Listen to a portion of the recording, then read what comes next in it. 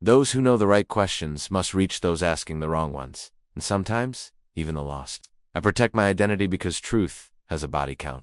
Welcome to the Anarchist File. They always ask the same tired question, don't they? The little drones, the soy-faced redditors, the college professors fattened by taxpayer subsidies. They lean back in their Walmart chairs, sip Diet Coke from a paper straw, and croak out the line like it's the death blow to freedom. But who would build the roads? Ah, yes, the roads. Asphalt and gravel have apparently become the final defense of the empire. Forget liberty, forget sovereignty, forget your right to hold on to what you earn. None of that matters, because according to the mediocrities you'd still be stranded in your house, chewing through a box of stale pot, if it weren't for the almighty federal government sending in a crew of unionized road patchers to rescue you. But here's the reality. The who builds the roads argument isn't an argument. It's a confession. It's the confession of a slave, a man who has outsourced his imagination to the bureaucrats, his courage to the IRS, his masculinity to the state. It's the confession of a creature who has never risked, never built, never fought, never won. Because the truth you will never hear in a classroom or a CNN monologue is that roads get built the same way everything else gets built. By men of vision who refuse to wait for permission, by hustlers, by ristakas, by high-status men who understand that wealth is a tool, not a leash. You know who really builds the roads? The guy who wants customers. The guy who knows every minute wasted in traffic is money down the drain. The guy who can't tolerate potholes, because every pothole is a tax on his Ferrari's suspension. He doesn't fill out a form in triplicate and beg for a grant from the Department of Transportation. He calls a crew, wires the money, and the road gets done. Private tollways, crowd-funded repairs, neighborhood co-op solutions sprout like weeds the moment the state steps aside. And if you don't believe me, you've never traveled outside the rusting husk of American suburbia. In the rest of the world, men build empires without waiting for OSHA approval. But of course, the peasants can't imagine that. They've been trained to believe freedom is a fairy tale, that competence doesn't exist outside a government contract. That's why they cling to their 401 kiloseconds like a drowning man clings to driftwood. They let bureaucrats skim their retirement while inflation eats the marrow out of their savings. They mutter about safe investing and long-term growth while they get fleeced in broad daylight. They don't even realize they're playing in a casino rigged against them. And yet, these are the same clowns lecturing you about roads. As if the same government that can't keep your dollar from collapsing, can't balance a budget, can't deliver the mail without losing packages, is somehow the indispensable provider of concrete. Let me tell you something. A high-status man doesn't wait for permission to live well. He doesn't sit around for Uncle Sam to hand him scraps. He doesn't ask who builds the roads. He builds his own. Literally, if he has to, or he moves somewhere smarter, cheaper, freer. Cancun, Medellin, Tulum, places where the beer is cold, the women are stunning, and the cost of living is so low it feels like a clerical error. The system is collapsing. Gentlemen, you don't have to collapse with it. If you have the guts to think outside the plantation, you can live like a king while the slaves argue about asphalt. And so, in this little sermon to the hustlers, the outlaws, the few men who still have the spark of sovereignty in their chest, I'm going to lay out the reality of status, money, and freedom. I'll mock the parasites, expose the scams, torch the IRS, and show you exactly how the high-status man lives when he stops kneeling before the altar of government. Because the empire will collapse, the roads will crack, the system will rob you blind. But you don't have to go down with them. You don't have to be another man whispering, who will build the roads as the lights go out. You can be the man who already built his own. You can be the one they never see coming. Status is the real currency. Money. It helps. But money without status is just numbers on a screen waiting to be inflated away. We've all seen the paper millionaires, guys who bought a house in 1999, watched it triple in value, and now live like retired raccoons in sweatpants, boring everyone at Thanksgiving with tales of refinancing. Rich, maybe high status, never. They're hostages to the HOA, chained to their lawn like indentured gardeners, praying the property tax assessor doesn't get a hard-on for their zip code. They made it, but no one respects them. Why? Because they confuse accumulation with ascendance. The high-status man knows the difference. Money can buy a BMW. Status makes people notice when you drive it. Money can buy a penthouse. Status makes it the room where decisions get made. And money can buy a suit. But status makes the suit a uniform. That's the crack in the matrix nobody tells you. It's not wealth alone. It's the aura. It's the force field that surrounds you when you walk into a room, and everyone knows instinctively this man answers to no one. That's the truth the system hides from you, because once you understand it, you stop playing their game. Look at how they frame masculinity. Every billboard, every HR manual, every sitcom is coded to mock the masculine impulse to dominate, to compete, to conquer. They tell you it's toxic. They tell you it's outdated. They tell you a real man cries during Pixar movies, splits the chores evenly, and shuffles off to therapy twice a week to confess his sins of existing. Meanwhile, they celebrate the feminine, the soft, the compliant, and the young men, they soak it up, believing the only way to be a good man is to neuter themselves into oblivion. That's the program. That's the trap. Is it because a man without edge, without hunger, without the ability to make people uncomfortable, that's a man who can be controlled? The high-status man rejects this. He doesn't apologize for testosterone. He doesn't seek permission slips to exist. He embraces the aggression, the drive, the competitive fire, and channels it. Not recklessly, not like a fool, picking bar fights on a Saturday night, but strategically, with precision, like a scalpel. He knows dominance isn't about volume, it's about gravity. It's about the way silence works in your favor when you've already won the room. That's why the elites hate him, because he can't be bribed with slogans, can't be seduced by hashtags. He knows their game, and he plays his own. Now, here's the darkest truth, the one they really don't want you to hear. Most people don't want freedom. They want comfort. They want safety. They want to be told what to do, where to go, how to live. They want the 401k pamphlet and the company insurance and the guaranteed Netflix subscription until the day they die. And if you give them that, they'll gladly sell out every scrap of dignity they ever had. That's why democracy looks the way it does. Two herds of cattle mooing at each other every 4 years, both begging to be branded by their favorite master. That's why they attack you when you step out of line. Because your freedom makes them uncomfortable. Your sovereignty reminds them of what they traded away. You're the living mirror of their cowardice. And you know who understands this better than anyone? The state. That's why the state doesn't want strong men. That's why every policy, every incentive, every media campaign is designed to weaken you, to make you fat, broke, depressed, addicted, docile. They drown you in porn so you'll never chase real women. They pump you full of junk food so you'll never build a body worth respecting. They tax your income so you'll never accumulate wealth outside their system. And they fill your schools with mediocrity so you'll never taste true excellence. Then, when you collapse under the weight of their poison, they sell you antidepressants to make it all better. It's not incompetence. It's strategy. They want you weak, because weak men don't resist. Weak men ask, who will build the roads? The high-status man sees through it. He detoxes not just from the sugar and the seed oils, but from the mental poison too. He cuts off the outrage machine. He ignores the clickbait wars. He doesn't waste his fire arguing with bots on Twitter. His life is the argument. His results are the rebuttal. And here's the joke of it all. When you stop playing their game, when you stop feeding their system, you become untouchable. The IRS can't audit what you don't declare. The HR department can't fire the guy who owns the building. The mob can cancel the man who dosed and begged for their approval in the first place. That's status. That's sovereignty. That's power. And power, let's be clear, is the ultimate aphrodisiac. You don't need to be born with Hollywood genetics. You don't need to be 7 feet tall. You need power. Over your time, your money, your body, your future. Women feel it instantly. Men respect it instantly. Will weak resent it instantly. But you revel in it, because you've done one thing they never thought you'd do. You stopped apologizing for being a man. Status is not a car, though the car helps. Status is not a suit, though the suit frames it. Status is not even the zeros in your account, though they amplify it. Status is recognition. It's the moment when people instinctively recalibrate their posture in your presence. They might not even know why, but something about the way you move, the way you carry yourself, flips a switch. They sense you don't need their approval, their permission, their applause. That's why status is so magnetic. It's rare, and rarity's power. Look at the average man today. He's a bundle of contradictions. He tweets about hustle but spends 5 hours a day scrolling TikTok. He posts gym selfies once a month but eats seed oil sludge every night. And the sad truth? Nobody's even judging him because nobody notices him at all. The greatest punishment the world gives the low-status man isn't ridicule. It's invisibility. He's wallpaper. He blends into the scenery, forgotten, before he finishes a sentence. That's why the high-status man stands out, even when he doesn't try. He's not chasing validation. He's radiating competence. And that radiance slices through the fog like a searchlight. People confuse this with arrogance, but arrogance is insecurity, dressed up in loud colors. Status is silent confidence. Arrogance walks into a room shouting. Status makes the room fall silent without saying a word. And women, let's not lie, here women know. They've always known. They feel status the way a shark feels, blood in the water. They can spot it across a club, across a street, even across an Instagram feed. And here asks the dark truth the dating gurus want to admit. No amount of memorized pickup lines, no secret formulas. No 10 tricks she can't resist will substitute for actual status. You can't fake it. You can't rent it.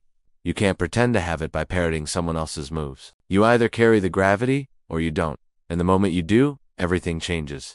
The same women who ghosted you suddenly chased the same friends. Who mocked you suddenly brag they knew you.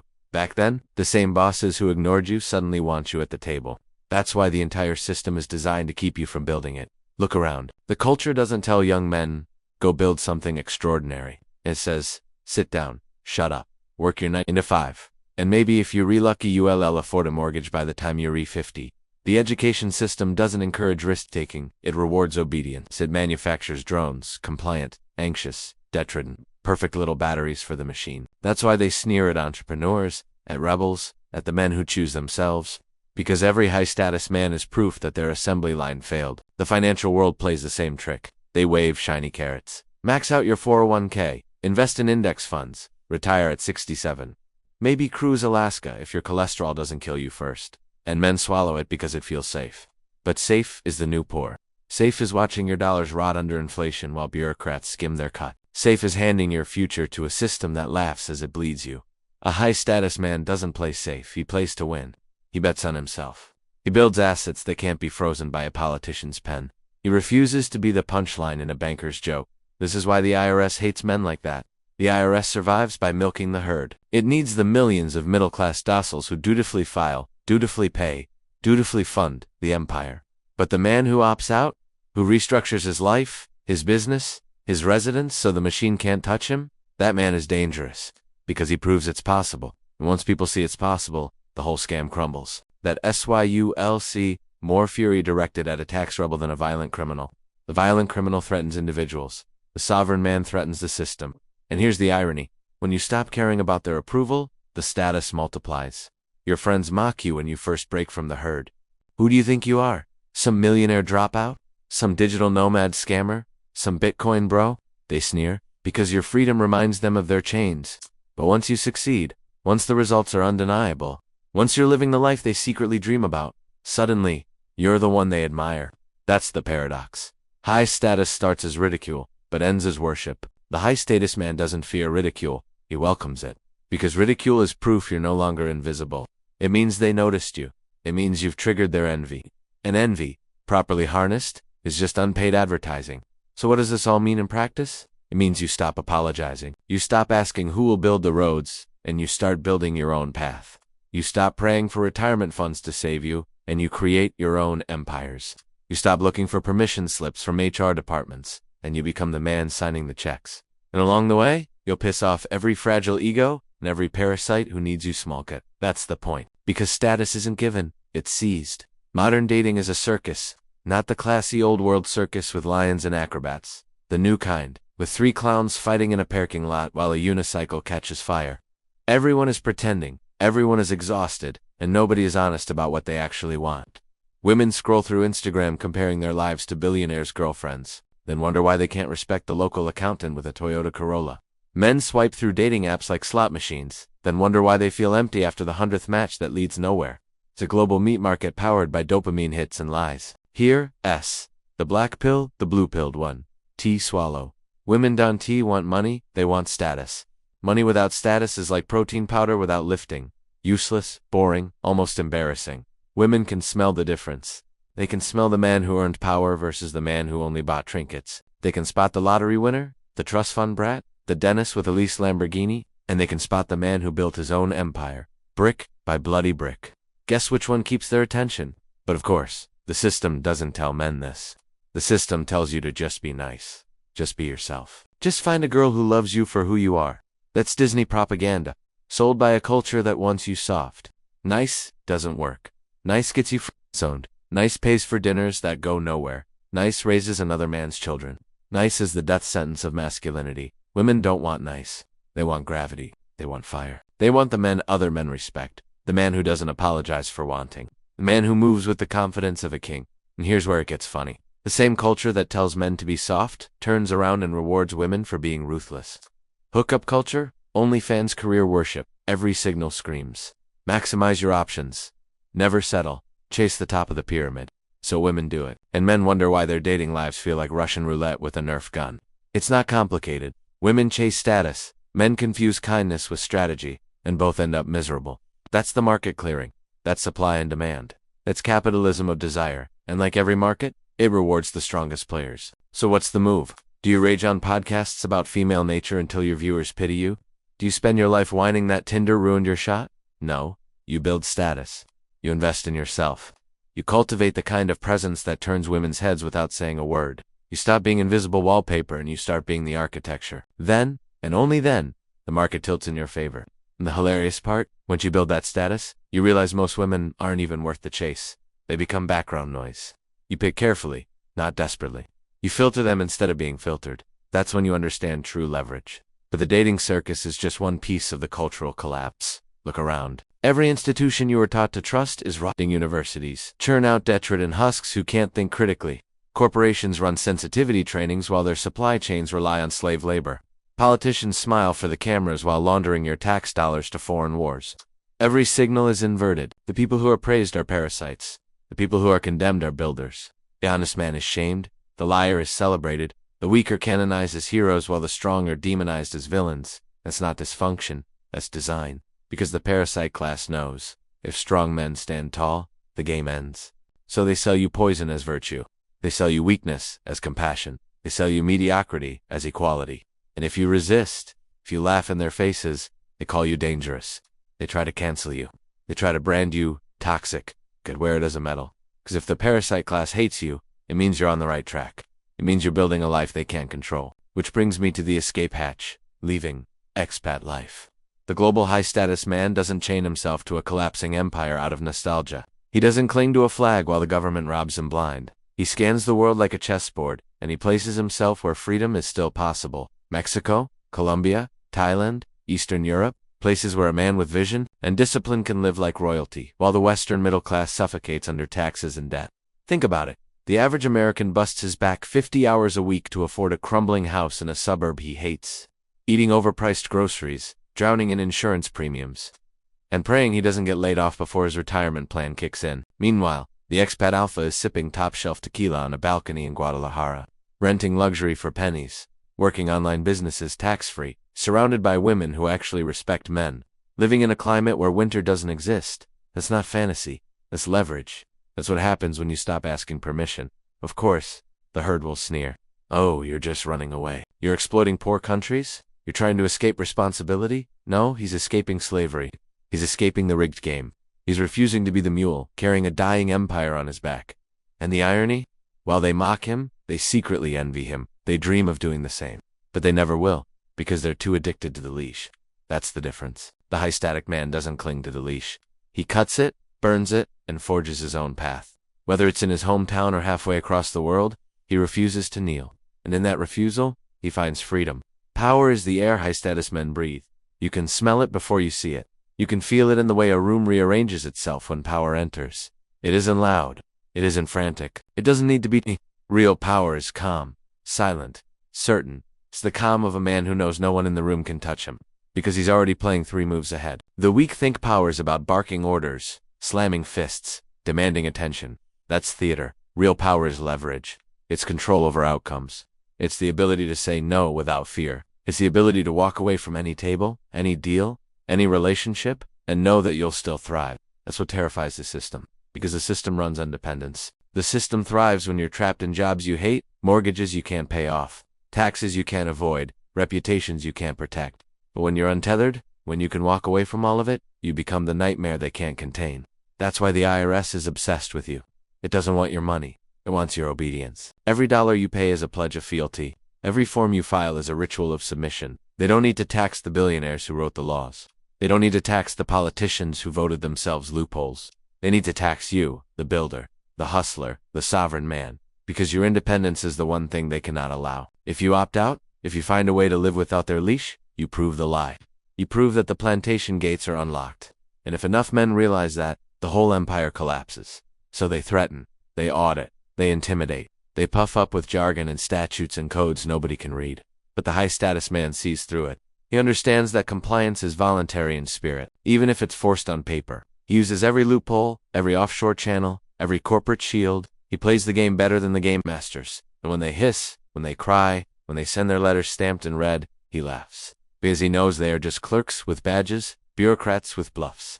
Power is not theirs. Power is his. And here's the secret the system never admits. You don't need permission to build an empire. Every empire in history was built by men who ignored the rules, bent the rules, rewrote the rules. Do you think Caesar waited for Senate approval? Do you think Carnegie begged a bureaucrat for clearance? Do you think Musk asked the FAA's blessing before firing rockets into the sky? No. They acted. They risked. They seized. The empire belongs to the man who takes it, not the man who files the paperwork. But what is an empire without legacy? Money fades, cars rust, houses crumble, even status can slip when a man grows soft. But legacy is eternal. Legacy is your name echoing through the corridors long after you're gone. Legacy is your children walking taller because of the shadow you cast. Legacy is building something so undeniable, so immovable, that generations will trace their line back to you. That's why the high-status man doesn't just chase riches, he chases permanence. He builds companies, movements, networks, dynasties. He doesn't just live well, he ensures his bloodline will live free. And yes, this is what drives them insane. Because parasites don't think in centuries. Parasites think in paychecks. Bureaucrats think in election cycles. But high-status men think in generations. They play a different game. They plant seeds they may never live to see bloom. They pour concrete not for sidewalks, but for monuments. The difference between you and the herd. They begging for crumbs while you relaying the foundation of a throne. Now, here's the darkest truth of all. They can kill a man, but they can't kill a legacy. Empires fall, states collapse, currencies vanish. But the legend of men who refuse to kneel, that endures. They can erase you from platforms, strip you from search results, lock you out of banks. But they cannot erase the example you set. Because every time a man watches you walk away from the leash, every time he sees you rise higher without their permission, you plant a spark, and sparks spread. That's why high-status men become legends. Not because they lived long, but because they lived free. So you want the roadmap? It's simple. Build your body until it speaks before you do. Build your business until no boss owns you. Build your wealth until no tax can cripple you. Build your network until no cancel mob can isolate you. And then, build your legacy until no empire can erase you. That's the playbook. That's the empire guide. And that's why, when the herd whispers who will build the roads, you laugh. Because you know the answer. Not the state, not the bureaucrats, not the parasites. The high-status man builds the roads. Always has. Always will. So, here we are. We've stripped away the illusions. We've laughed at the clowns, mocked the parasites, exposed the scams. We've seen what the system really is. A collapsing carnival of weakness, built to keep men compliant, docile, invisible. And we've seen the alternative. The high-status man who refuses to kneel. The question has always been simple. Do you want comfort, or do you want freedom? Comfort is the cubicle. Comfort is the 401k. Comfort is waiting 40 years for a gold watch and a plaque while your body decays and your soul withers. Freedom is risk. Freedom is saying no. Freedom is living on your own terms. Even if it means every parasite in the empire screams your name in hatred. With the state, the media, the culture, they want you small. They want you apologizing. They want you invisible. Because the moment you stand tall, the moment you stop asking permission, the whole illusion shatters.